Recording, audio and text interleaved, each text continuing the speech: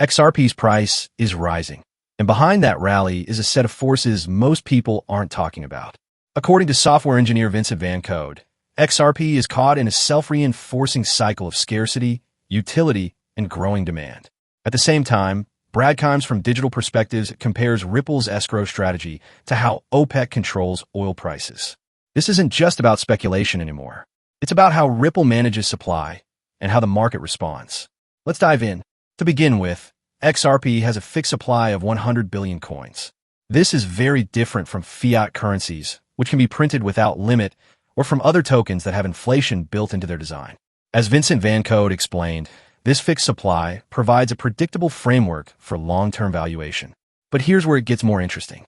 Over time, more than 14 million XRP have already been burned through transaction fees. That means they're permanently removed from circulation. And according to Van Code, less than 20 billion XRP are currently in active circulation. So where's the rest? Much of it is locked in escrow, controlled by Ripple, or held by long-term investors and early adopters. These holders are not selling. As a result, the available liquidity on the open market is limited, especially when you consider the growing use of XRP in Ripple payments, formerly known as on-demand liquidity, or ODL. Van Code says this creates a cycle. As demand increases, more XRP is bought and held. As more is held, less is available for new users or institutions. That pushes prices up, which in turn increases confidence in XRP as a long-term asset. And that leads to even more holding. He calls it a scarcity feedback loop. But there's another layer here. According to Van Code, Ripple Payments is indifferent to XRP's market price. Whether XRP is priced at 30 cents or $3,000, the system still works. Why? Because institutions using XRP for cross-border settlements buy and sell within seconds. They don't hold XRP. They just use it as a bridge asset. This makes XRP scalable as a utility, regardless of its trading price. The value is created in the motion of the transaction, not in holding the coin. Van Code compares this to BlackRock using Bitcoin in ETFs. BlackRock doesn't profit from Bitcoin's price going up. They earn through management fees and volume.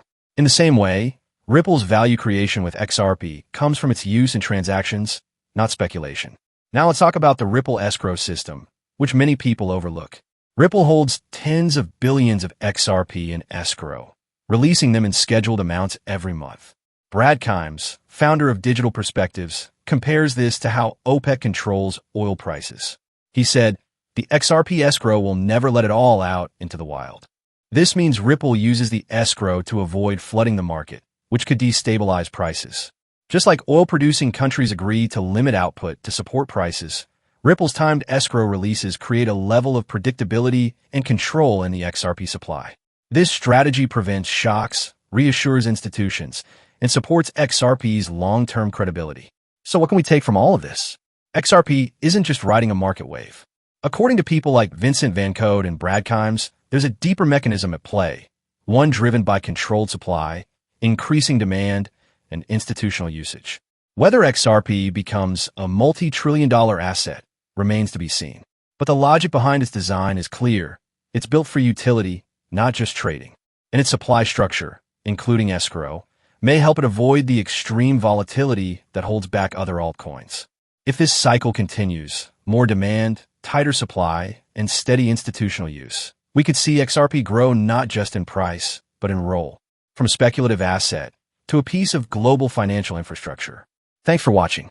If you found this breakdown useful, don't forget to subscribe for more thoughtful and honest crypto analysis, always focused on what actually matters.